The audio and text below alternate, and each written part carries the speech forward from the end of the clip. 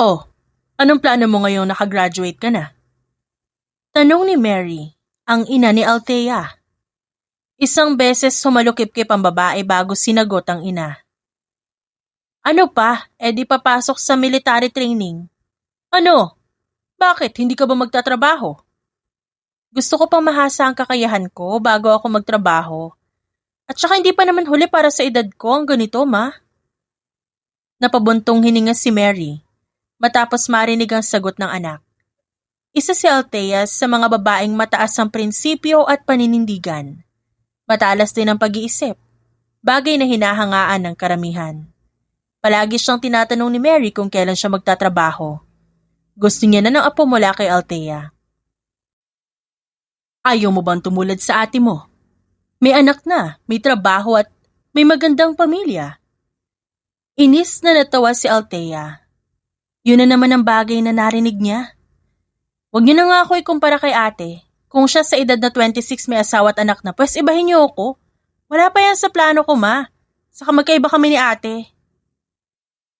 Matapos yun sabihin ni Althea, nagpunta siya ng kanyang silid. Mayaman ang pamilya ni Althea. Marami silang negosyo. Tulad ng mga nakaugalian ng mga matatanda, nais nila makita ang kanilang mga anak na magkaroon ng sariling pamilya. Pero para sa kanila, pasaway si Althea. Iba ito kumpara sa mga kapatid. At para sa kanila, inaaksaya nito ang oras sa mga bagay na walang saysay. Patutunayan ko sa kanila na may mararating ako. Hindi man sa edad na gusto nila, pero sigurado ako may bunga lahat ng ginagawa ko. Bulong ni Althea sa sarili.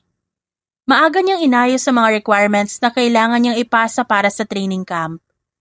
Ilang beses niyang pinag-isipan ng mabuti ang desisyon na yon. At desidido na talaga siya.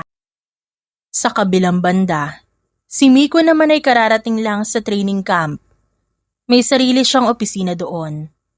Pero bago siya pumunta roon, binisita niya muna ang firing station. Good morning, General. Batis sa kanya ng ilang sundalo. Nginitian niya ang mga ito. Good morning. Aniya gamit ang malalim na boses. Lihim na napatili ang ibang kababaihang sundalo nang marinig ang malalim na boses ng lalaki. Isang general si Miko. Matangkad, lumalaban ng face guard kaya ilan sa mga babaeng katrabaho nila, kinababaliwan siya. Ilan ang lalabas ng training camp sa Webes? Tanong ni Miko. Ang mga matay nakatingin pa rin sa mga nagte-training. 50 na katao ang lalabas. May ilan na may iiwan dahil hindi pa rin na mamaster ang ilang session. Ilan na may iiwan. May mga bagong pasok. Baka mamaya kulangin tayo ng kama na gagamitin. Hindi ako sigurado, General. Pero mamaya titignan ko ang records. Babalitaan na lang kita kapag natignan ko na. Tinanguan siya ni Miko at saka umalis. Si Althea naman, problemado sa kanyang mga gamit. 2 maleta ang nasa harapan niya. Puro mga damit niya ang nakalagay. Isang katok ang nakapagpalingon sa kanya sa pintuan ng silid. Hindi na ba magbabago ang desisyon mo? Marami namang kumpanya na pwedeng pasukan. Marahan na saad ng kanyang ate. Hindi yan ang gusto ko. Taliwas yan sa trabahong gusto ko. Ano ba trabahong gusto mo? Trabahong nakalibing ang isa mong paa sa hukay para sa bansa? Agad na kumunot ang noo ni Althea at inis na tinignan ng ate. Bakit anong gusto mo? Mamamatay din naman tayo. At saka bukal sa loob ko mamatay para sa bansa. Doon na pagtanto ni Althea na malaki talaga ang pagkakaiba nila ng kanyang ate. Mas gusto ng kanyang kapatid ng komportableng trabaho tulad ng sa opisina. Habang si Althea, handang ibuhos ang huling hininga para sa bayan. Ayoko makipagtalo sa'yo. Kung ipipilit nyo na itigil ko ang plano kong ito, hindi nyo ako mapipigilan. Nanlulumo na umalis sa kwarto ni Althea ang kanyang ate. Doon, napabuntong hininga ang dalaga. Kinabukasan, maaga siyang pumunta ng Fort Bonifacio at nagdala ng kanyang requirements. Nakapagpa-schedule na rin siya online kaya madali na lang. Proceed na po kayo sa room 21 para sa interview. Good luck, ma'am. Nakangiting saad ng gwardyang babae. Tumango siya rito at bahagyang napatigil. Sandali niyang tinignan ang paligid at huminga ng malalim. Ito na yun. Ito na ang simula ng totoo kong laban. Ipapakita ko sa kanila na kaya ko to at pagsisisihan nila na pinagdudahan nila ako. Matapang na bulong ni Althea sa isip. Samantala prenting nakaupo si Miko sa kanyang swivel chair. Nakatingin sa papel na nasa folder. Narinig niya ang pagbukas ng pinto. Hindi niya agad binaba ang hawak. Tinapos niya muna itong basahin. Halos malaglag ang kanyang panga nang makita si Althea. Bahagya pa siyang napalunok dahil talagang na-starstruck siya sa ganda ng babae. Sir? Kumaway pa si Althea para maagaw ang kanyang atensyon. Dahil nakatulala nga siya. Good morning. May I see your resume? Tanong ni Miko na para bang hindi nagulat sa ganda ng babae. Walang pag-aalinlangan na inabot ni Althea ang kanyang resume. Taas noo at hindi kinakabahan nito. Maupo ka muna. Let me review your resume before we proceed sa interview. Okay po. Magalang na saad ni Althea. Bawat letra na nasa resume ng babae, mariing sinuri ni Miko. Tumatango pa ito habang binabasa ang resume. Masyadong tahimik ang silid. Tanging tunog lang ng aircon ang maririnig. Pero nabasag yun ang biglang may kumatok sa pinto. Oh, di ko alam na may ini-interview ka pala. Saad ni Stephen, ang sundalong kaibigan ni Miko. Nung kailangan mo? Taas kilay naman na tanong ng lalaki. Ngumiti si Stephen at tinignan si Althea na nakaupo. Wala naman, tapos na ako sa duty ko sa firing. Hindi siya sinagot ng lalaki. Sa halip, tumikim ito. Dahilan para mapatingin sa kanya si Althea. Magsisimula na ba ang interview? Casual na tanong ng dalaga. Yes. First question. Alam ko masyado na tong luma pero give me a reason. O bakit mas pinili mong maging sundalo? May problema ba sa pagiging sundalong babae? Nagulat si Miko sa naging sagot nito ngunit agad din siyang nakabawi. Sa isang tabi naman, tumatawa si Stephen. Wala naman, I just want to know your reason and goals. Iba ako sa ibang babae. Mas gugustuhin ko magtrabaho habang pinoprotektahan ng bansa kaysa magtrabaho sa mala-aircon na gusali. Ang naging sagot ni Althea ay ang bagay na hindi inaasahan ni Miko. Buong akala ng lalaki, makakarinig siya ng salitang pangarap ni Althea na maging sundalo, pero kakaibang sagot ang kanyang narinig mula dito. Wow, what a cool answer. Puna naman ni Stephen. Hindi tuloy maiwasan ni Miko na magtaka at titigan ng dalaga ng matagal. Sa isip-isip niya may tinatago pang ugali ang babae at tila ba pakitang tao lang ang ginagawa nito. Habang si Althea naman, patuloy na sumasagot sa mga tanong na ibinabato sa kanya nang walang halong kaba. Nang matapos ang kanyang interview, ginawa naman nila ang sumunod na hakbang. Bumalik ka dito sa isang araw para sa physical fitness test. Yung medical result mo, sa isang araw mo na rin makukuha. Thank you. Matapos yon, walang lingon na umalis si Althea. Habang si Stephen naman, bahagya pang nakasilip kay Althea bago lumapit sa kaibigan. Nakita mo ba yung mukha niya? Gulat na tanong ni Stephen. Bakit ba? Ano meron? Gago pre, ang ganda.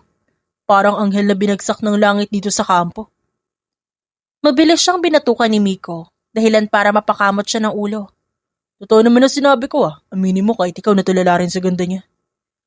Hindi nakapagsalita si Miko. Sa halip, itinabi niya ang resume ng babae. Umuulit pa rin sa utak niya ang naging sagot ni Althea. Pero ngumisi siya at muli niyang narinig ang boses ni Stephen. Pakiramdam ko matapang siya. Alam mo yung hindi siya maloloko ng kung sino-sino? Mapapasunod ko yan. Sa oras na magsimula ang training, magiging bantay sarado siya. Tignan natin kung hanggang saan ang kaya niya. Sigurado naman ako, wala pang isang buwan yan. Aalis din yan sa training. Nagtagal ang tingin ni Stephen sa kaibigan. Napailing na lang ito. Dahil ngayon lang nagkaroon ng target si Miko na handa pa nitong bantayan. Sa kabilang banda, nang matapos ang interview ni Althea, dumiretso siya ng mall. Balak niyang mamili ng dadalhin para sa training. Napailing na lang din siya nang maalala mga sagot niya kanina. Hindi man lang ako nahirapan sa tanong niya. Sadya bang gano'n ang mga tanungan sa pagiging army? Tanong niya sa sarili. Noong gabi, may salo-salo ang pamilya ni Althea sa kanilang bahay. Naroon ang mga kapatid ng kanyang ina na may mga dalang pagkain. Ang dinig ko ay papasok ka sa Philippine Army, Althea. Tanong ni Cora na kanyang tiyahin. Tahimik na tumango si Althea, abala sa kanyang kinakain at tila ba walang pakialam sa mga kasama. Napansin niyo ng kanyang ibang kamag-anak at buong akala niya hindi na siya tatanungin pa. Pero masyadong magaling ang panahon at sa kanya nakatutok ang atensyon ng lahat. Ayaw mo ba talaga sa kumpanya? Tignan mo si Carol, sa kumpanya nagtatrabaho. Maputi at makinis ang balat. Taas noong sabi ni Cora. Napangisi siya matapos marinig yon. Oo nga, may mga available pang position sa kumpanya na pinagtatrabahuhan ko. Gusto mo ilalapit kita sa boss namin, total ka-close ko naman yun. Suhestyon ni Carol. Maingay na binaba ni Althea ang kanyang kutsara at tinidor bago inis na tinignan si Carol. Pwede ba? Huwag ka na makapagplastikan sa akin. Tigilan mo yung kunwaring concern ka pero ang totoo hindi naman. Althea, ano ba yung lumalabas sa bibig mo? Saway ng kanyang ina sa kanya. Ito ang gusto ko at paulit-ulit ko sasabihin sa inyo na gusto ko pang mahasa ang kakayahan ko. Hindi ako lumaking pabebe. Lumaki ako may hawak ng mga armas at yun ang minahal ko. Ang lahat ay nasa hapag. Natahimik, natigilan at di makapagsalita. Pagak na tumawa si Cora at muling nagsalita. Tinutulungan ka na nga ni Carol, ayaw mo pa. Siyempre, mapapadali para sa kanya na maipasok ako sa kumpanyang yon. Side chick siya ng boss niya. Bunyag ni Althea. Si Carol ang pinsan ng babae na may affair sa boss nito. At tanging si Althea lang ang nakakaalam nun. Ayoko na, busog na ako. Saad ng dalaga, sabay tayo at alis sa pagkainan. Kasunod noon, nagkagulo na ang kanilang pamilya. Talagang sinadya niyang sabihin yon dahil pagod na siya sa pagpapakitang gilas ng pinsan na nakuha lamang naman ng trabaho sa ibang paraan. Sa kabilang banda, si Miko naman ay patuloy na tumatanggi sa sinasabi ng kanyang ama. Hindi ako papayag. Hindi ko nga nakakasama ang babaeng gusto niya ipakasal sa akin tapos ina-expect niyo magkakaapo kayo. Galit na tanong ni Miko. Lumaki si Miko na lahat ng kilos niya ay bantay ng kanyang magulang. Nasanay din ang mga magulang ng binata na palagi siyang sumusunod kaya ngayon, pati sa kanyang kasal, magulang pa niya masusunod. Kailangan mo rin yun, hindi ka na bata, tumatanda ka na. Kailangan mo ng batang mag-aalaga sa'yo, pagtanda mo. Ngumisi si Miko.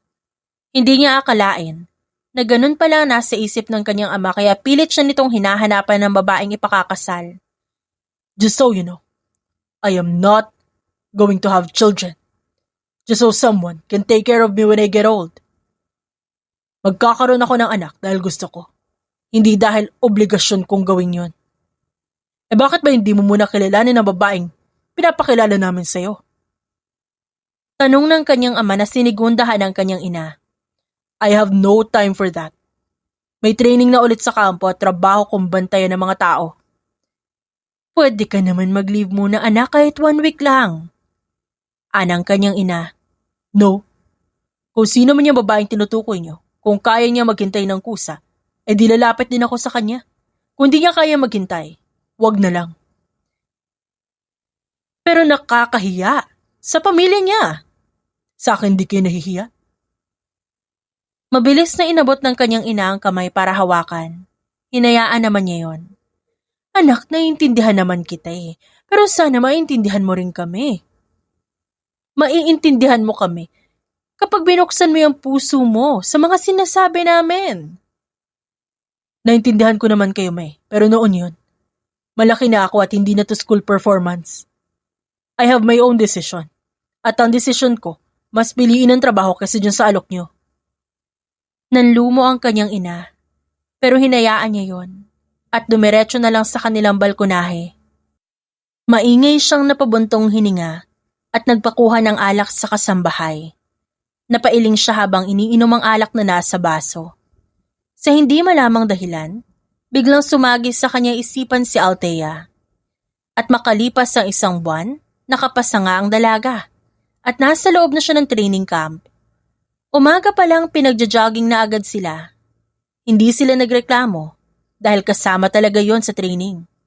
Althea, di ka ba napapagod? Grabe. Tanong ni Iris, ang babaeng kasama niyang tumatakbo ngayon. Hindi pa, bakit? Ikaw ba? Pagod na ako, sumasakit na tagiliran ko eh. Ganun ba? Gusto mo bang sabihin natin sa nagbabantay? Mabilis na umiling si Iris. Takot na baka masigawan siya ng mga sundalong nagbabantay sa kanila. Ba't naman? Maintindihan nila yan. Huwag na, baka sa halip na patigilin mas talo pa akong patakbuhin. Kitang-kita ni Althea ang nahihirapan na si Iris. Kaya sa halip na muling magpatuloy sa pagtakbo, dumiretso siya sa sundalong nakatayo sa kanang bahagi ng oval. Sir, sumasakit na daw po ang tagiliran ni Iris. Baka naman po pwede magpahinga muna. Mabilis na hinila ni Iris si Althea, palayo sa sundalong si Stephen. Sir, hindi po, kaya ko pa. Iris, huwag ka na magpanggap, baka mamaya magkasakit ka niyan eh. Di na, baka mamaya may kapalit pa yan. Mas lalo tayo mahihirapan. Iling na sabi ni Iris. Si Stephen naman, naguguluhan sa kanilang dalawa at napansin niyo ni Miko. Mula sa di kalayuan, kunot noong pinagmamasdan ng lalaki ang 2 babae at si Stephen. Nang hindi siya makatiis, lumapit na siya doon. May problema ba? Ito kasing training, masakit na raw ang tagiliran. Nilingon ni Miko si Iris na hindi makatingin sa kanya at bahagyang nagtatago sa likod ni Althea. Sobrang sakit ba? Hindi po, kaya ko pa po. Then go, tapusin ang lapses na sinabi ko. Tinitigan siya ni Althea at di makapaniwala sa sinabi nito. Excuse me lang po, sir. Hindi niyo po ba talaga tatanungin kung kaya pa ba niyang tumakbo? At saka, hindi niyo po ba nahahalata sa kanyang nahihirapan siya? Nilingon siya ni Miko. Biglang bumilis ang tibok ng puso ng lalaki nang magtama ang kanilang mga mata. Sinabi naman niya na kaya niya. Saka paano kayo masasanay? Kung sa simpleng pagtakbo sumusuko na kayo. Sir, hindi pagsuko ang pagpapahinga. Konting minuto lang ang hinihingi namin para makapagpahinga si Iris. Napakadamot mo naman. Mrs. Galante, hindi pagiging madamot ang pagiging strikto lalo na sa ganitong sitwasyon. Sitwasyon kung saan may nahihirapan? Hindi yan pagiging strikto. Alam mo ba patakaran ng training camp na ito? Marami, binasa ko ang handbook ng training camp na ito at hindi nakasulat doon na hindi pwedeng magsabi kapag may nararamdaman. Napangisi si Miko. Sa unang pagkakataon, hindi niya kayang tapatan ng katapangan ni Althea. Ang mata ng babae tila nananakot. Kahit na normal lang naman ito nakatingin. Tapos na ba kayo mag-away? Anong gagawin natin? Let her rest. Tugon niya kay Stephen. Matapos yon, umalis na si Althea. Nagpasalamat pa sa kanya si Iris. Akala ni Miko, doon lang sa bagay na yon niya makakasagutan ng babae pero hindi pala. Nung nasa weapon training na sila, bawat isa sa mga nagtitraining ay may bantay. Ang mga baril na nakikita niyo dyan, hindi pa maayos. Hindi nakakabit ang ibang parte. Para mabuo ang isang baril, kailangan niyo ang mga yan. Dapat alam niyo ang tawag sa mga yan at meron lang kayong 20 minutes para mabuo yan, naintindihan ba? Anunsyo ni Miko habang naglalakad. Sabay-sabay na sumagot ang mga trainee. Nang bigyan sila ng hudyat, mabilis nilang binuo ang baril. Habang abala ang lahat sa pagbubuo, may naisip na hakulitan si Miko at lumapit sa lamesa ni Althea. Pero hindi naman siya pinansin ng babae. Teka lang sir, sadya bang kulang to? Tanong ni Althea sa isang sundalo. Hindi, kompleto ang mga gamit na nasa lamesa niyo. Imposible magkulang yan. Sa oras na yan, na magkulang, hindi kayo makakapunta sa susunod yung gagawin. Hinanap ni Althea ang maliit na parte ng baril sa lamesa, pero bigo siyang mahanap ito. Sir, kulang ho talaga eh. Nasa akin. Boses yun ni Miko. Napalingon sa kanya si Althea nang makita ang hinahanap na nasa kamay ng lalaking padabog niya namang kinuha. Madaya ka rin, no? Sarkastikong tanong ng babae. Hindi naman. It is for you to be aware sa mga bagay o gamit na dala mo. Na maging alisto ka. Bago magsimula ang pagbubuo, kulang na talaga ang parts na nasa lamesa ko. Hindi lang agad ako nagsabi kasi baka mamaya napapatungan lang ng ibang gamit. If you say so. Umalis ka nga dito. Kapag nandito kami namalas ako eh. Isang beses lumapit si Miko sa babae. Akala niya hahakbang patras ito, pero hindi ito gumalaw sa kinatatayuan. Bakit ako alis? I am the General of the Philippine Army. Talaga?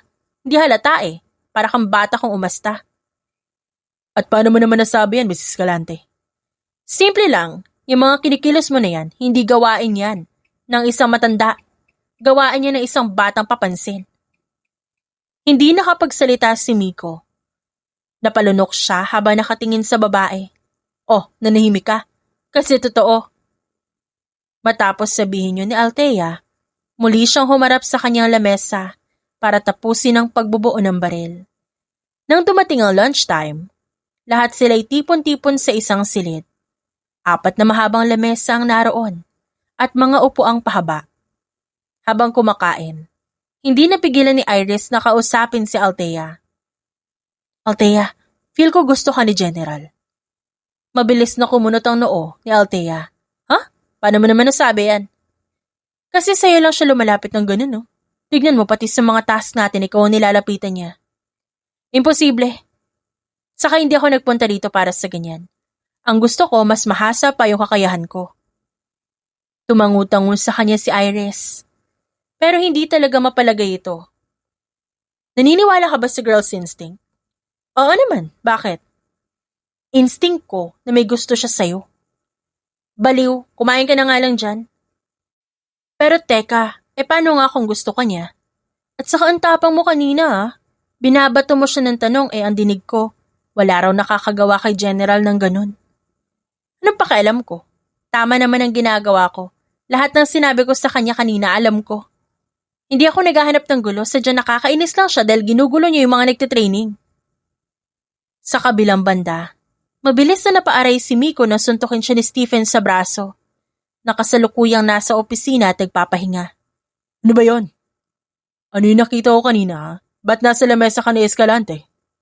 Wala, tinitignan ko lang yung ginawa niya. Tinitignan? Ba't mo tinago yung isang parte ng baril sa kanya? Gusto ko lang subukan yung pagiging alisto niya. Oh, grabe Miko. Hindi ka ganyan. Never kita nakitang ganyan sa trabaho. Aminin mo, crush mo ba si Escalante?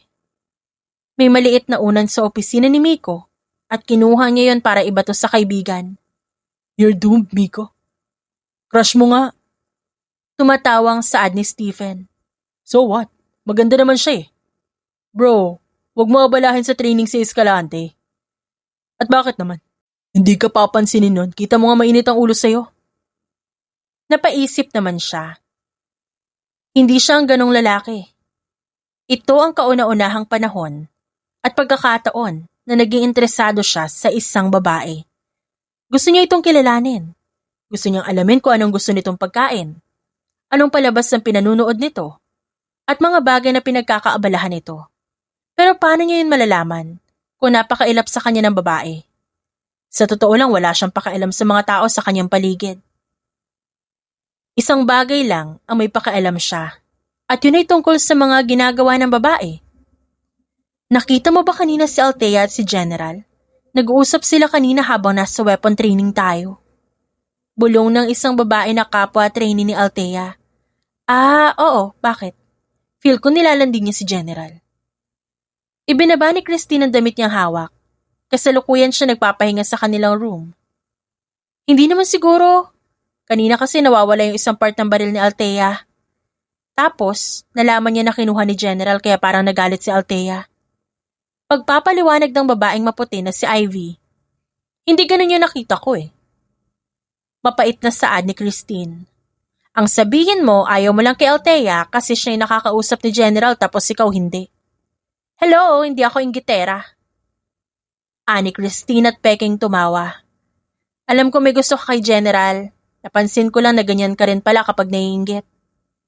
At di nakapagsalita si Christine. Natahimik siya dahil totoo ang sinabi ni Ivy. Si Althea naman, hindi makaramdam ng antok. Nakahiga siya sa higaan at paiba-iba ng pwesto. Hanggang sa bumaba siya at lumabas ng silid. Nakakainis! Gusto ko na magpahinga pero hindi ako dinadalaw ng antok. Ano ba naman to? Pagod niyang ginulo ang kanyang buhok. Fuck! What am gonna do now?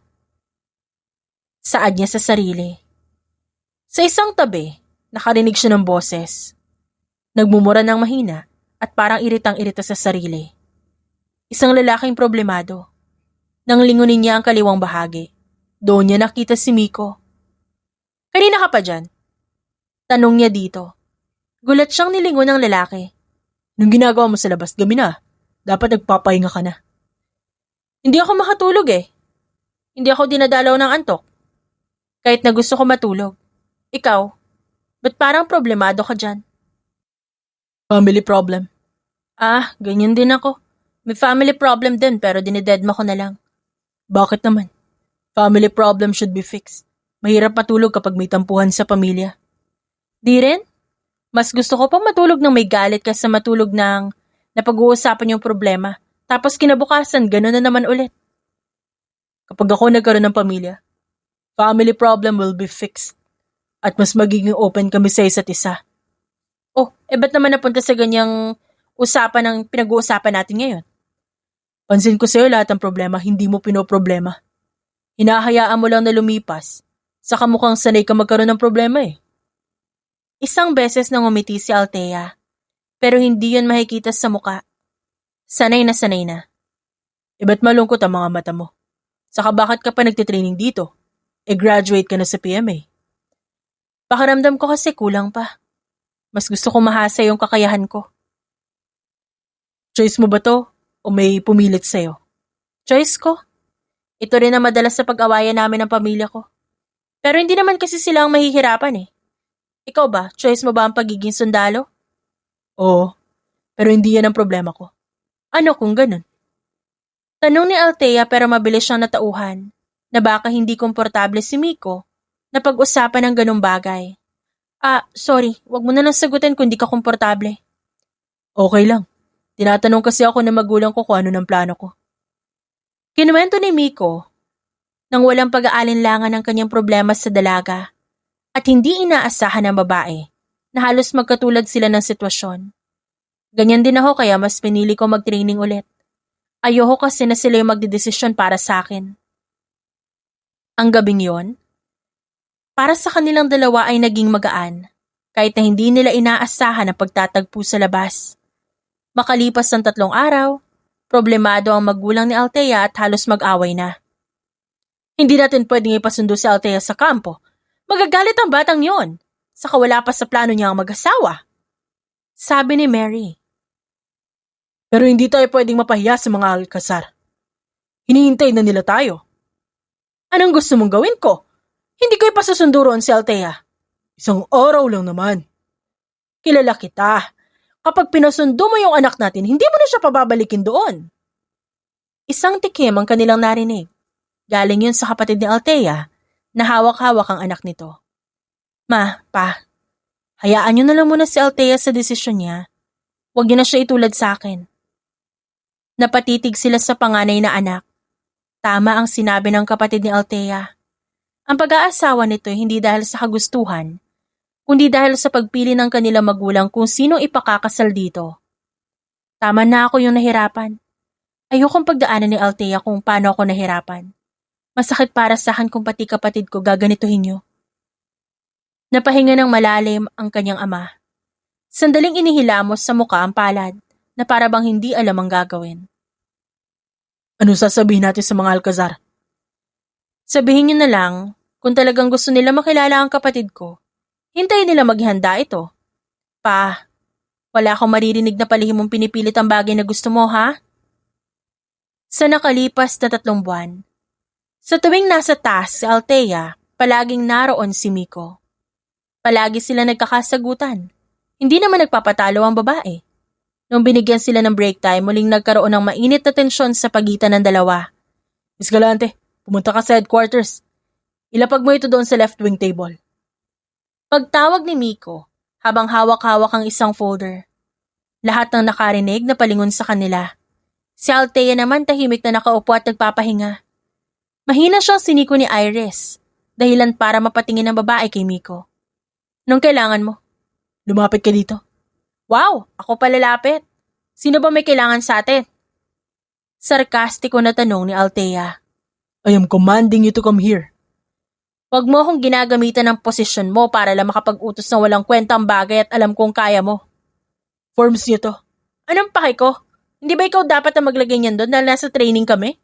You're on your break. O tapos? Nakita mo nagpapahinga yung tao tapos uutusan mo?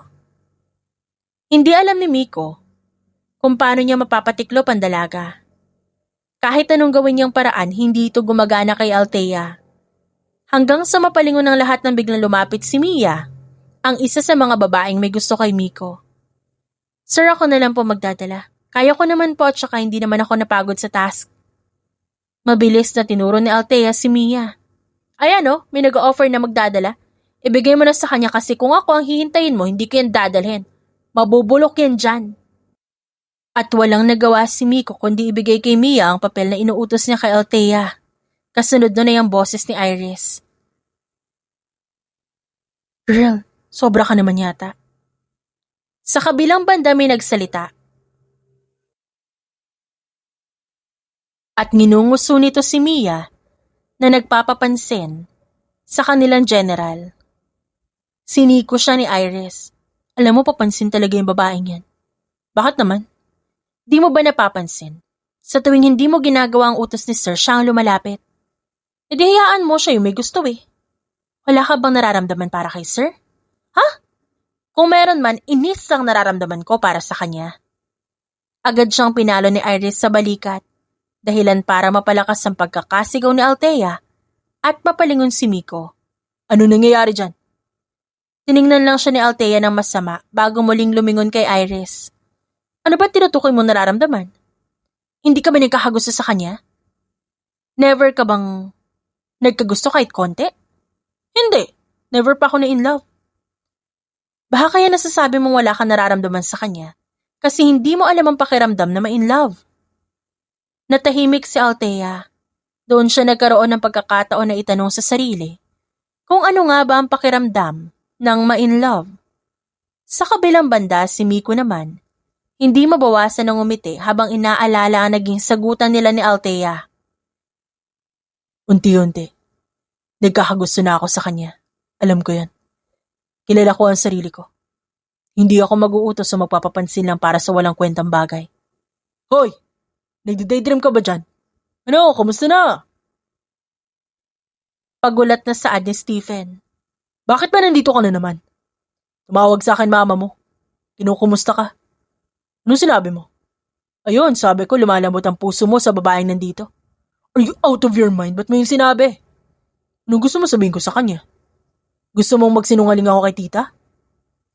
Pagod na bumuntong hininga si Miko. Bahagya pang hinilot ang kanyang sentido. Mas lalo lang nila akong pipilitin na umuwi. Ngayong alam nila may natitipuhan ako dito. Ano bang balak mo tungkol sa kasal? May 3 buwan ka na lang para magdesisyon. Sigurado akong pag-uwi mo, aayusin na yun nila tita. Sinabi ko na sa kanila na ayaw ko pero pinipilit nila, ewan ko ba? Alam mo, ikaw pa rin na magdedesisyon. Pero bakit di mo pagbigyan yung sarili mong kumilala na ibang tao? Kinikilala ko na nga si Althea eh. What I mean is makapag-date ka. Giit ni Stephen. Umiling si Miko. Simula nang malaman niyang nahuhulog na siya kay Althea, mas pinili niya nalang maghintay. Pagkatapos sa 6 na buwan na training na ito, hahanapin ko ulit si Althea para formal siyang ligawan. Tila nakakarinig ng kakaibang salita si Stephen. Hindi siya makapaniwala na sa unang pagkakataon, makikita niya ang kaibigan na magkaganito. Masyado na rin kasing halata ang pagkakagusto ni Miko sa babae. Kinabukasan, maaga pa lang nasa conference room na si Miko para makipag-usap sa ibang sundalo. Sa Sabado, hindi dito sa training camp magaganap ang training.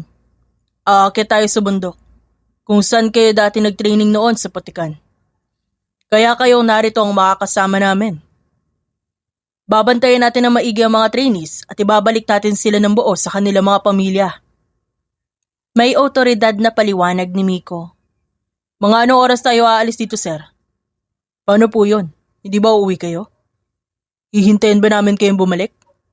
Tanong ng isang sundalong lalaki. Di ako aalis. May tatapusin pa ako sa opisina kaya baka idlip na lang ang magawa ko. Susunod na lang din ako doon. Okay, sir. Ayusin na lang namin ang mga gamit na dadalhin. At sasabihan na rin ng mga trainee tungkol dito.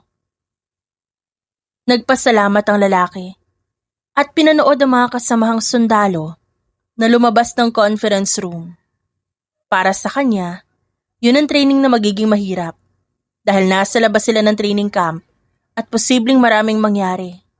Pero hindi na bago sa kanya ang ganong klase ng training dahil kasama naman talaga yon sa kanilang gagawin. Attention, everyone! Sigaw ng sundalong babae. Bukas maaga tayo, outside the training camp tayo. Mabilis na nagtaas ng kamay si Althea para magtanong. Yes, miss ano yun? Anong klaseng training ang gagawin bukas? Tanong ni Althea. Obstacle course. Magdala kayo ng pamalit nyo dahil siguradong madudumihan ang mga damit nyo. Ilang araw po tayo doon? Singit naman ni Mia. 2 araw lang. Nang makaalis ang babaeng sundalo, kanya-kanya na sila ng usapan. Hindi naman na problema si Althea sa damit na kanyang dadalhin. Dahil alam niyang may ganoong training talaga kaya nakapaghanda siya ng gamit. Mabilis na ang panahon. Konting buwan na lang tapos na tayo dito at pwede na magtrabaho. Nakangiting sabi naman ni Iris habang nag-aayos ng gamit. Pagkatapos nito, magtatrabaho na siya. Yun ang plano niya. Ikaw sis, anong plano mo? Ako gusto ko magkaroon ng sariling bahay para hindi na ako uuwi sa amin. Hindi ba nasabi mong nakatakda kang ikasal? Kanino pala? May boyfriend ka ba? Kuryosong tanong ni Iris. Wala, pero arranged marriage yon. Hindi ko pa nakikita ang lalaking yon at wala pa rin naman sa plano ko ang mag-asawa. Ilang taon ka na ba? 26 na. Oh, magkaedad lang pala tayo. Dumating ang araw na aalis sila ng training camp at antok na antok pa si Althea na makaalis sila. Nakasandal siya sa braso ni Iris, nakasalukuyang nakangiti. 2 oras ang tinagal ng kanilang biyahe at nagising na lang si Althea na naroon na sila. Doon na rin sila nag-almusal bago magsimula ang training. Ang obstacle na nakikita nyo, kailangan nyo malampasan. Marami-rami ang mga yan. Good luck sa inyo. Ang ilan sa mga sundalo na nagbabantay ay pumuesto na. Habang si Miko naman, maya't maya tinatanong ni Stephen habang papunta sa sasakyan. Hoy, hindi ka sumama ng huling training tapos ngayon sasama ka? Masyado ka naman yata nahuhumaling kay Althea. Gusto ko lang masigurong ligtas siya at ang kasama niya. Ewan ko sa'yo pre, grabe ka may in love. Sumama ka na lang din at magbantay no? Ano pa nga ba? Sa konti na lang patapos na rin ang training nila. Nang marinig yun ni Miko, may partis sa kanya ang nalumbay. Para sa kanya kapag natapos na ang training, imposible niya nang makita si Althea. Pero gagawa siya ng paraan para makita muli ang babae. Buong akala niya, hindi niya magugustuhan ng dalaga, pero kakaiba ito. Nakarating sila Miko at Stephen sa training at nagsisimula na nga ito. Nahanap niya ang babae sa isang gilid. Pero sa halip na puntahan nilapitan niya ang isang sundalo para tanungin. Ano nangyari kay Escalante? Nahulog po siya na umaakit sa cargo rope. Nasugatan yung tuhod at may gasgas sa kaliwang kamay. Nagamot na ba? Opo sir. Nalinisan at talagyan na po ng benda. Pinagpahinga muna namin. Sigurado ka bang wala siyang bali? Sigurado naman po sir. Pinacheck na rin po sa medic. Sige, salamat. Tumango ang sundalong babae bago bumalik sa pwesto. Napabuntong hininga si Miko. Saka naglakad palapit kay Althea. Paglapit niya, hindi ito agad tumingin sa kanya. Mahilig ka lang talaga magpasikat no? Pilit yung biro. Pero halatang may halong pag-aalala ang tono. Umangat ang tingin ng babae. Hindi ko sinasadya na dulas lang talaga. Hindi ito kompetisyon, training lang to. Alam ko, dumulas nga yung hawak ko kaya ako nahulog. Bahagyang lumuhod sa gilid niya si Miko at hinawakan ng kamay. Masakit ba? Sakto lang. Mag-ingat ka sa susunod. Dahil sa kakaibang pinapakita ni Miko, mas lalong naghinala si Althea na baka nga may kakaibang ibig sabihin ang kinikilos ng lalaki. Sabihin mo nga sa akin, ba't ka ganito? Anong ganito? Kunot to ang tanong ni Miko pero alam niya ang ibig sabihin ng babae. Ganito, itong mga bagay na sa akin mo lang pinapakita. Come on, hindi ako tanga. Para hindi mapansin ang mga bagay na to. Gusto ko lang malinaw ang sagot mo. Diretso at walang pag-aalinlangan na saad ni Althea. Malayo sila ng konti sa kanilang mga kasama. Kaya sila lang dalawa nakakarinig ng kanilang usapan. Isang beses na huminga ng malalim si Miko. Para sa kanya ito na ang tamang oras para sabihin ang totoo niyang nararamdaman. Ang totoo niyan gusto kita. Hindi lang basta yon. Gusto kitang makilala. Gusto kitang ligawan at gusto kong formal na magpakilala sa magulang mo. Wala pa yan sa plano ko. Handa akong maghintay. Hindi kita mamadaliin sa ganitong bagay. Alam mo, nakatakda na akong ikasal. At katulad ko ganun ka rin. Imposible ang sinasabi mo. Mariin na umiling si Miko. Handa akong itigil yun. Hindi ko pa naman nakikita ang babaeng ipapakasal sa akin. Huwag ka nang umasa. Salamat sa mga pinapakita mong kabutihan pero hindi ko kayang suklian yan. Marami pa akong pangarap. Marami pa akong gustong gawin. Masyado malawak ang mundo. At gusto kong makita kung gaano ito kalawak nang hindi naaabala ng pag-ibig. Sandaling natigilan si Miko pero hindi tumigil ang pagkakagusto niya sa babae. Sa halip, mas lalo pa siyang humanga dito. Ang babaeng may maraming pangarap, hindi matitiklop ng isang lalaki. Tulad ng sinabi ko, handa ako maghintay. Gawin mo lang ang gusto mo at susuportahan kita. Hindi naman sumagot si Althea pero aaminin niya. Gumaan ang kanyang pakiramdam nang malaman ang totoong rason ni Miko. Para sa kanya, yun ang sagot pero muling naalala ng babae ang sitwasyon. At kung anong kakaharapin niya pagbalik niya sa bahay nila. Mabilis na lumipas ang panahon. Halos lahat sila. Hindi napansin na 6 na buwan na ang nakalipas. Tapos na ang training. At nakakuha na sila ng certificates. Patunay na tapos na nila ang lahat. Celebration party tayo! Saad ng isang trainee na lalaki. Pwede, pwede! Sigaw naman ang iilan. Pero hindi pumayag si Althea. Mas gusto niya umuwi. At na siya ipakita sa mga magulang niya ang certificate na dala. Yun ang patunay na nagtagumpay siya. Ihahatid kita. Huwag na, susunduin nila ako. So kailan tayo magkikita? Nanlaki ang mga mata ni Althea. Magkikita? Oo, di ba sabi ko sa'yo? Pagkatapos ng training. Sa labas ko itutuloy ang lahat ng ito. At ito na yun. Hindi ko pa alam. Ite-text na lang kita kapag may free schedule ako. Ite-text mo lang ako pag may free schedule ka? Hindi araw-araw? Baliw ka ba? Hindi nga ako sigurado, di ba? At sigurado akong pag-uwi mo, tiyak marami ka rin gagawin. I can make time for you. Grabe ka pala ma-in love, no? What's your answer? Kailan tayo magkikita? Ano araw ba ngayon? Tuesday? Friday night para dinner. Sure. Ano pang ginagawa mo dito? Umuwi ka na. Hihintay kitang masundo, saka ako aalis. Pagdating ni Althea sa kanilang bahay, naroon ang mga bisita at maraming handa. Hindi niya inaasahan na gano'n ang makikita niya. Lahat ng naroon na palingon sa kanya. Congratulations, Althea. Thank you. Halika na. Kumain na tayo, alam kong pagod na pagod ka. Sigurado ako ngayon ka lang ulit makakakain ng paborito mong menudo. Kumusta ang training mo? Ang tagal mo ring nawala ah. Nabalitaan na lang namin. 2 buwan ka nang nasa training camp. Isa-isang tinignan ni Althea ang kanyang kamag-anak. Lahat ng mga ito ay nakangiti. Na para bang hindi nila pinagdudahan siya sa kanyang desisyon noon. Sa kabilang banda, sa bahay naman nila Miko, pinaulanan siya ng tanong tungkol sa pag-aasawa. May aabangan na ba kaming engagement party? Tanong ng lolo ni Miko. Naku, malapit na. Next week na gaganapin ang engagement party. Masayang saad ng ina ni Miko. Nagulat ang lalaki.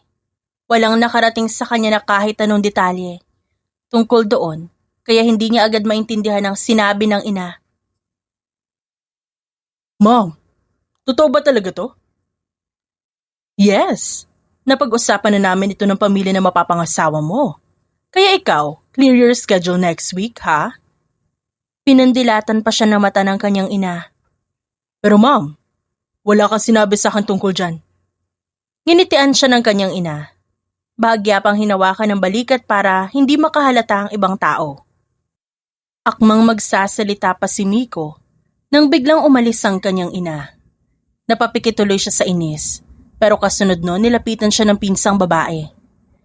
I heard from Kuya Stephen na may pinopormahan ka sa camp? Nakangising tanong ng pinsan. Yes, where is she? Nasa kanila, celebrating with her family. Bakit di mo siya inimbitahan? Ayokong agawin ang oras niya ng pamilya. Nakasama ko na siya ng 6 na buwan. Anong plano mo for your engagement party? Hindi mo pa nakikita yung babaeng pakakasalan mo? Napahinga ng malalim si Miko. Ang plano niya lang ay sabihin kay Althea ang lahat para mapag-usapan at walang maging problema. Makalipas ang 1 linggo, walang ibang ginawa si Althea kundi matulog. Hanggang sigisingin siya ng kanyang kapatid. Ano ba yon? Wake up. Magbihis ka na dahil ngayon ang engagement party mo. Ano ba sinasabi mo? Pinlano nila papa ang engagement mo kaya gumising ka na dyan. The heck? Bumangon si Althea para harapin ang kapatid. Nang makita niya ito, tinanguan siya nito. Wala siya nagawa kundi mag-ayos ng sarili. May pagdadabog sa lahat ng kilos ni Althea. At habang nagma-makeup siya, naalala niya ang huling pag-uusap nila ni Miko. May engagement party din ito. Napapaisip siya kung kamusta na ba ito. Itutuloy kaya nito ang kasal na pinlano ng mga magulang nito para sa lalaki? Kasi yung engagement party para sa kanya, ang plano niya hindi ituloy. A-attend lang siya. Para sabihin na ayaw niyang matuloy yun. Matapos ang 1 oras mahigit ng paghahanda ni Althea, lumabas siya ng silid. Doon niya lang napansin na may 2 gwardya sa labas ng kanyang pinto. Anong ginagawa niyo dyan? Hinihintay po kayo. Kami po ang mag-aatid sa inyo sa event. Naroon na ba silang lahat? Opo. Sinadya pong wag sabihin sa inyo ang exact date para daw po kayo ay masurpresa. Halata nga. Na-surprise na nga ako. Habang naiinis si Althea, si Miko naman ay bihis na bihis at tahimik lang sa gilid. Kasalukuyan silang nasa event. Hinihintay na lang ang pagdating ng babaeng para kay Miko. Mom, baka naman hindi pupunta yon. Come on. Maghintay na lang tayo at saka ang sabi raw ng mga guard, nakaalis na sila doon. Mom, just make sure hindi tayo mapapahiya dito. Ang daming tao. Saka marami na rin kayong ginastos dito. Ilang minuto lang ang lumipas. Nakatalikod si Miko sa pintuan kung saan ginaganap ang kanilang engagement party. Habang ang babae naman ay papasok pa lang. Bakit parang pamilyar ang tindig ng isang to? Bulong ni Althea habang bahagya siyang naglalakad palapit sa loob. Ayan na pala siya! Nakangiting saad ng ina ni Miko habang nakaturo sa isang babae. Paglingon ni Miko, laking gulat niya nang makita ang hindi inaasahang babae. Ikaw? Hindi makapaniwalang tanong ni Althea. Ikaw ang mapapangasawa ko? Tanong din ni Miko. Mabilis na pumagitna ang ina ni Althea sa kanilang dalawa. Magkakilala kayo? Ma'am, siya ang babaeng sinasabi ko sa iyo na gusto ko. Siya yung nasa training camp. Hindi maitanggi ni Miko na bahagya siyang nakahinga ng maluwag at sumaya nang malaman na si Althea ang ipakakasal sa kanya. Habang ang babae naman hindi makapaniwala na para siyang nilalaro lang ng tadhana. Naguguluhan si Althea. Hindi niya alam kung ba't may kakaiba siyang nararamdaman. Masaya pero hindi sobrang saya. Ang saya niya ay hindi umaabot sa kanya mata. Is this a joke? Maybe a prank? Sarkastikong tanong ni Althea sa lahat. Anak, hindi. Miko Alcazar will be your husband. Kilala niyo ba yan? Ano ibig mo sabihin, anak? General yan sa Philippine Army. Siya nag-training sa amin sa camp. Ano? Sundalo din ang mapapangasawa ko. Wala namang problema dun. It's actually good. because magkakilala na pala kayo. It's your chance to get to know each other on a deeper level. Napapikit sa inis si Althea. Wala siyang nagawa kundi maupo sa upuang nakalaan para sa kanila ni Miko. Ang lalaki naman walang pakialam sa paligid. Tanging kay Althea lang nakatingin. Inalala niya ang babae. Alam niya ang rason kung ba't nagkakaganon si Althea. Ayos ka lang? No! Marahang kinuha ni Miko ang kamay ng babae. Pinagsiklop ang daliri nila. Akala ng binata aalisin yun ni Althea. Pero pinagmasdan lang yun ng babae. Naintindihan ko. Ayos lang naman ko ipatigil mo itong engagement. Hindi ba ayaw mo rin to? Ba't ngayon parang nagbago? Bahagyang binasa ni Miko ang kanyang labi at huminga ng malalim. Nung una, oo. Pero nung nakita kong ikaw yan, nagbago ang desisyon ko. Hindi nagbabago ang desisyon ko. Saad naman ni Althea. Bahagyang nagulat si Miko sa sinabi ng babae, pero agad ding nakabawi. Alam mo naman ang sagot ko dyan. Hihintayin pa rin kita. Akmang tatayo si Miko pero mabilis na inabot ni Althea ang kamay nito. Bakit? Sasabihin ko lang sa kanila na itigil na to. Wag na. Huh? Are you sure? Baka mamaya napipilitan ka lang. We can do this again when you are ready. Hayaan na lang natin na may ganito. Sa ganitong paraan, mas may rason ako para makilala ka. At saka sasabihin ko naman sa'yo kung ayaw ko eh. Mukha namang hindi mo pipigilan ako sa lahat ng gusto ko. Ngumiti si Miko sa kanya at muling bumalik sa pagkakaupo. Tahimik sila nag-uusap nang makarinig sila ng tunog ng kutsara at baso. Pareho silang nagulat at nagkatinginan. Alam nila ang ibig sabihin nun at hindi nga sila nagkamali. Kiss! Kiss! Sulabi ah. Banat ng lalaking pinsan ni Miko. Pinagmamasdan ng lalaki ang reaksyon ni Althea. Inalam niya kung nakakaramdam ito ng discomfort o hindi. Kaya pa? Oo naman, kayang-kaya. Kaya mo ba akong halikan sa labi? Mabilis siyang hinampas ni Thea sa braso. Baliw ka ba? Walang paalam at marahang kinulong ni Miko ang dalawang pisngi ng babae sa kanyang palad at pinatakan nito ng halik sa noo. Halos manghinayang ang lahat ng bisita dahil sa ginawa ni Miko. Sa mismong kasal sa labi na ah. Nakangiting saad ni Miko. Hindi makapaniwala si Althea. Akala niya yun na yung araw na may makakakuha ng first kiss niya. Habang yakap siya ni Miko, ramdam niya ang bilis ng tibok ng puso ng lalaki. Hindi ba engagement party to? Oo, bakit? Nasaan ang singsing ko? Hindi napigilan ni Miko ang matawa. Wala pa ako nabibiling singsing. Ayokong kunin yung singsing na binili ng magulang ko para sa engagement na to. Hayaan mo at papalitin ko yan. Yung ako talaga ang bumili. Sigurado ka na ba talaga sa akin? Oo naman. Hindi ako magkakaganito kung hindi. Binago mo ang desisyon ko na wag na mag-asawa. Lakas talaga ng dating ko, no? Biro pa ni Althea. Di ko nga alam kung nananaginip ako eh. Bakit naman? Kasi pinansin mo ko. Alam mo ba, yung mga ginagawa mo sa camp na pagsusungit sa akin at pagtanggi sa utos ko, walang ibang nakakagawa sa akin nun kundi ikaw lang. Mahina kasi sila. Saka hindi ko ugaling magpaka-plastic para lang magustuhan ng mga tao. Gusto ko yung natural. Kung ma-turn off sila sa ugali ko, di wala na akong pakialam dun. Kalaunan, nagsaya rin sila, nakisama, nakipagkwentuhan sila sa kanilang bisita. Doon na pagtanto ni Althea na seryoso nga talaga si Miko. Sa buong event, magkasiklop ang kanilang mga daliri na para bang anong oras ay may mawawala sa kanila. Makalipas ang 4 na buwan, habang nakatira sila sa iisang bubong, tahimik na nagluluto ng hapunan si Althea. 1 linggo na ang nakalipas nung umalis si Miko para sa misyon. Althea, anak! Saad ng ina ni Miko. Bakit po, Mama? Si Miko nasa ospital daw, may tama ng baril. Natatarantang saad ng ginang. Ano ho? Sigaw ni Althea. Kasunod noon ay mabilis na iniwan ng babae ang niluluto at tinawag ang kasambahay. Hindi alam ni Althea na sa ospital mismo magpo-propose si Miko.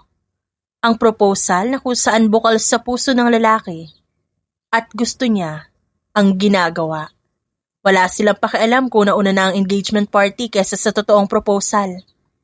Pagdating nila sa ospital, mabilis na sumigaw si Althea para hanapin si Miko sa mga kama na naroon sa emergency room.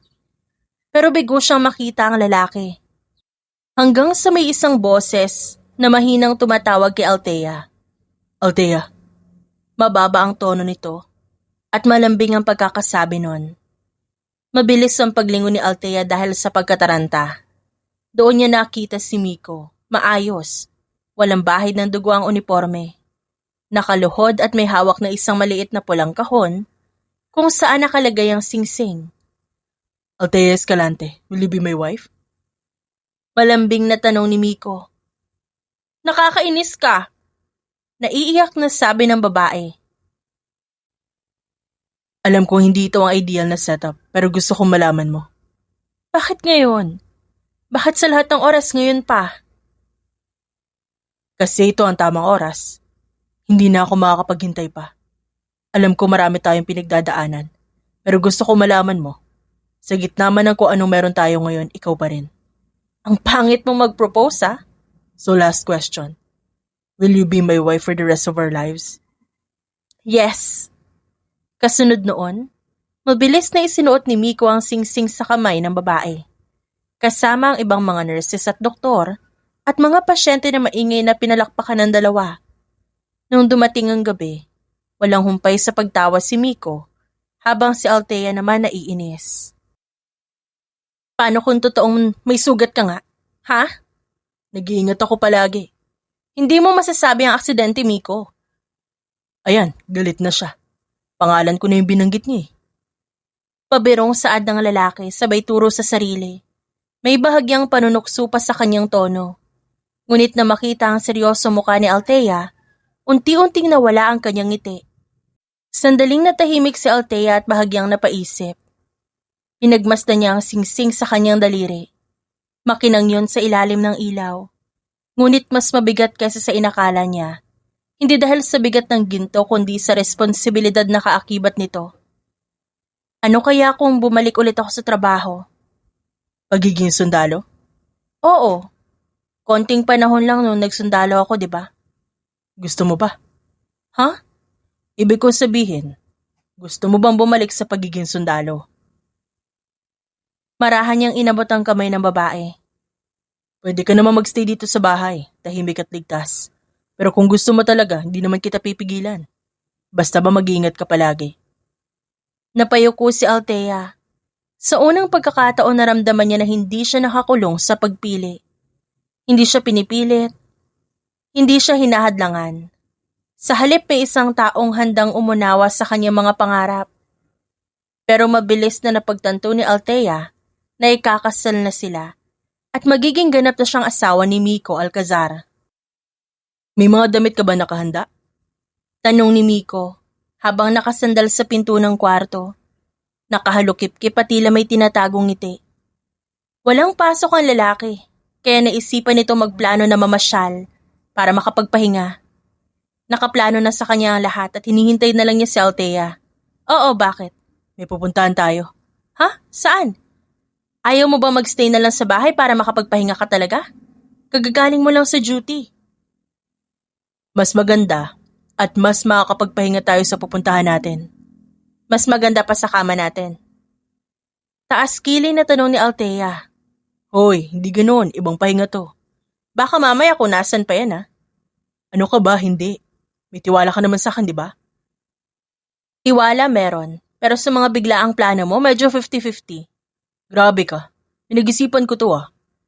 Hindi ito yung tipong, tara alis tayo tapos bahala na. Talaga lang, ah. Gusto ko lang tayo muna, walang istorbo, walang trabaho, walang tawag, kahit isang araw lang. Unti-unting lumambot ang ekspresyon ni Althea. Ang seryoso mo naman bigla. Hindi na kasi ako nagkakaroon ng oras para sa'yo. Puro na lang ako trabaho kaya gusto kong bumawi sa'yo. Naintindihan ko na kailangan ka ng taong bayan. Pero basta ipangako mo sa akin na uuwi kang ligtas sa akin. Pangako. Sa mga sumunod na araw, laking gulat ni Althea na mapagtanto na wala na sila sa lugar. Nasa Bicol na sila at kasalukuyang nasa Legazpi. Tanaw na tanaw ang bulkang Mayon. Di mo sinabi na dito pala tayo pupunta. It's a surprise nga eh. Ang ganda! Sabi ko sa'yo makakapagpahinga ka rito. Picture tayo. Kitang-kita pa yung cone shape oh. Mabilis na kinuha ni Althea ang cellphone at nag-selfie kasama ang fiancé. Kailan tayo magpaplano para sa kasal? Biglang tanong ni Thea. Huwag mo muna isipin yan. Dinala kita dito para magpahinga. Pero kasi hindi ba dapat this year may kasal tayo? Hindi natin kailangan magmadali. Kung inaalala mo sina ma'am, huwag kang magpapadala sa pressure nila. Hindi naman eh. Kilala kita. Ayoko na pa-pressure ka. At hindi ka handa sa kasal. Tumango na lamang ang babae. Una nilang sinubukan ay ang ride na ATV. Hindi mawala ang ngiti sa labi ng dalawa lalo na si Althea. Si Miko ang kumukuha ng video at picture ng kanyang fiancé. Para kay Miko, ang ngiti ni Althea ang kanyang pahinga. Alam mo ba yung kasabihan ng mga tao dito? Saan? Dito sa Mayon.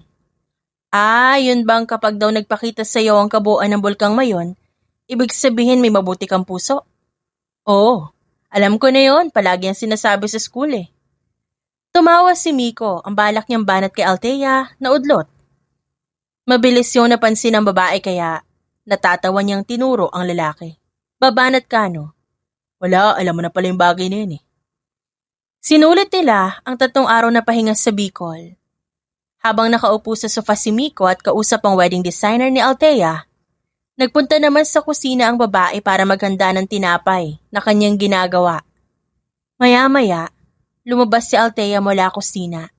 May dalang tray na puno ng bagong lutong tinapay at 2 tasa ng tsaa. Break muna kayo. Mukhang nagpa-practice na si Althea mag-bake ah. Oo.